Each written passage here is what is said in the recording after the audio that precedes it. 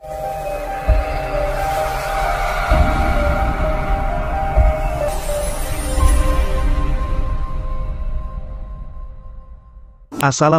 warahmatullahi wabarakatuh. Aisyah memang istimewa. Kesuciannya telah diakui Allah Subhanahu wa Ta'ala dari atas langit ketujuh. Malaikat telah menampakkan Aisyah 3 malam berturut-turut kepada baginda Rasul sebelum beliau menikahi Aisyah. Hal tersebut sebagaimana sabda beliau Shallallahu Alaihi Wasallam. Aku melihatmu, Aisyah, dalam mimpiku selama 3 malam. Malaikat datang membawamu dengan mengenakan pakaian sutra putih. Malaikat itu berkata, ini adalah istrimu. Lalu kusingkapkan penutup wajahmu, ternyata itu adalah dirimu. Aku bergumam, seandainya mimpi ini datangnya dari Allah, pasti Dia akan menjadikannya nyata. Hadis riwayat Bukhari dan Muslim. Pernikahan Rasulullah dengan Siti Aisyah terjadi pada bulan Syawal tahun 11 setelah kenabian, tepatnya 2 tahun 5 bulan setelah peristiwa hijrah serta setahun setelah pernikahan beliau Shallallahu Alaihi Wasallam dengan Saudah bintu Zamah berlangsung. Saat menikah dengan Rasulullah, Siti Aisyah berumur 6 tahun. Hal itu berdasarkan sebuah hadis bahwasannya Aisyah berkata, Nabi Shallallahu Alaihi Wasallam menikahiku ketika aku berusia 6 tahun. Dan beliau kumpul bersamaku ketika aku berusia 9 tahun. Hadis riwayat Bukhari dan Muslim. Namun, menurut Abbas Mahmud Akad Dalam, As-Siddiqah binti As-Siddiq, umur Siti Aisyah ketika berbulan madu dengan Nabi tidak kurang dari 12 tahun dan tak lebih dari 15 tahun. Ini dikuatkan dengan riwayat Ibnu Sa'ad yang menerangkan bahwa Siti Aisyah dilamar pada usia 9 tahun dan bulan madu pada usia sudah balik 15 tahun. Ketika itu, maharnya 400 dirham. Siti Aisyah adalah satu-satunya wanita yang dinikahi Rasulullah dalam keadaan masih gadis atau perawan. Dengan Siti Aisyah, hidup Nabi sangat berwarna dan romantis. Bila Siti Khadijah adalah wanita dewasa yang keibuan, maka sebaliknya Siti Aisyah adalah wanita muda yang energik, lincah dan cantik. Selain itu, beliau juga dikenal sebagai istri Nabi yang intelektualitasnya sangat tinggi. Beliau termasuk sahabat yang banyak meriwayatkan hadits.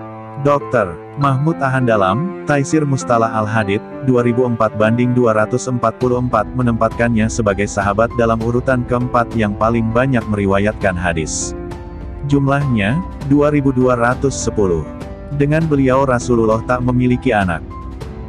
Sebelum saya melanjutkan kisah ini, silakan Anda tekan tanda lonceng dan subscribe di bawah ini, agar channel ini bisa lebih berkembang dan bisa memberikan yang terbaik untuk Anda semua. Terima kasih. Suatu malam, Aisyah begitu heran mendapati suaminya salat sunnah berpuluh rakaat. Bahkan, kaki Rasulullah tampak bengkak-bengkak karena itu. Aisyah pun bertanya, mengapa engkau melakukan ini, ya Rasulullah? Bukankah engkau sudah dijamin masuk surga kelak oleh Allah? Apa jawab beliau? Rasulullah dengan nada haru berkata, ibadah salat ini sebagai upayanya memanjatkan rasa syukur kepada Allah. Kitab Duratun Nasihin merawikan kisah bagaimana Rasulullah dan Aisyah berumah tangga. Suatu malam, Rasulullah memutuskan untuk beranjak dari tempat tidurnya. Di sisinya, Aisyah masih terbaring dalam lelap. Namun, suara ranjang yang berdenyit membuka mata Aisyah. Perempuan itu kaget mendapati suaminya tidak lagi berbaring di sampingnya. Karena heran, Aisyah lantas diam-diam keluar dari kamarnya. Akhirnya, putri Abu Bakar ini menuju Masjid Nabawi, yang letaknya bersebelahan dengan rumah. Ternyata, dia mendapati sang suami sedang ada di dalam masjid itu.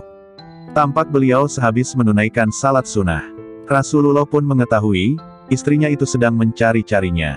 Sebab, nafas Aisyah terengah-engah. Ketika Aisyah sampai di hadapannya, dengan perlahan Rasulullah menegur, engkau habis dari mana, wahai Aisyah? Yang ditanya pun tampak malu-malu.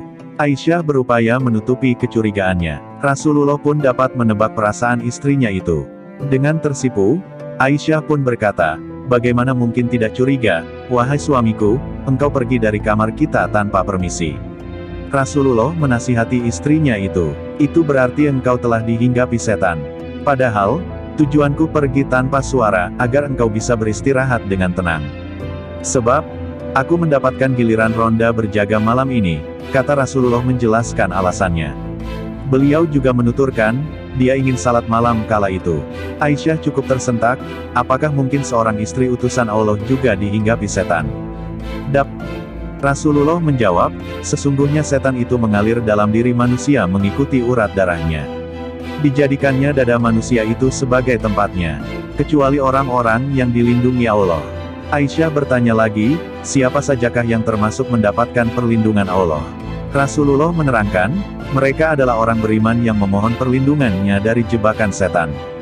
Dalam kisah lain suatu malam, Rasulullah berjalan pulang ke rumah dari masjid. Sesampainya di rumah, Aisyah rupanya sedang tertidur lelap. Beliau lantas berupaya agar istrinya itu tidak tersentak bangun. Dengan perlahan-lahan, Rasulullah membuka pintu rumah, sehingga membiarkan istrinya beristirahat. Nabi bahkan memutuskan untuk tidur di luar kamar. Rasulullah juga tidak banyak protes terhadap istrinya. Sebuah riwayat menceritakan dari Aisyah, suatu hari masakan Aisyah rasanya terlalu asin. Namun, Rasulullah tetap menyanjung makanan itu tanpa berkomentar apapun. Sajian tersebut juga habis dilahapnya. Belakangan, Aisyah mencicipi masakannya sendiri dan sadar akan rasa yang terlampau asing. Begitulah sopannya Rasulullah, tidak pernah satu kali pun mencela istrinya. Sebagai istri, wajar bila kecemburuan datang ketika suami menyebut-nyebut nama perempuan lain. Aisyah pernah suatu ketika terbakar api cemburu karena merasa dirinya dibanding-bandingkan dengan Khadijah, istri pertama Rasulullah. Disinilah peran Rasulullah membimbing istrinya itu agar rasa cemburu tidak meningkat ke emosi yang tak perlu.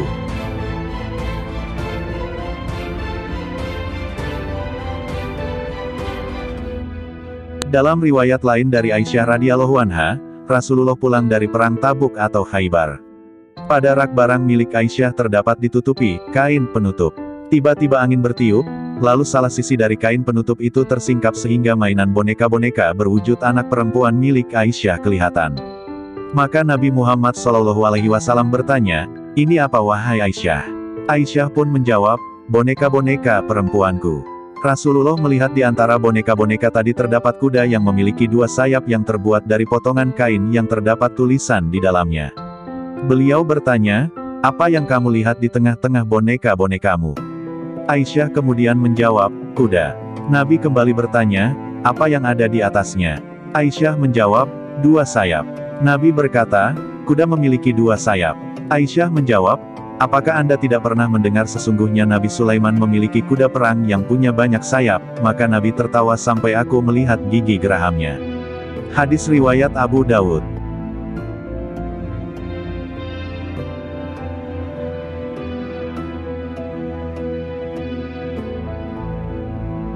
Semoga kisah ini bermanfaat bagi kita semua. Wassalamualaikum warahmatullahi wabarakatuh.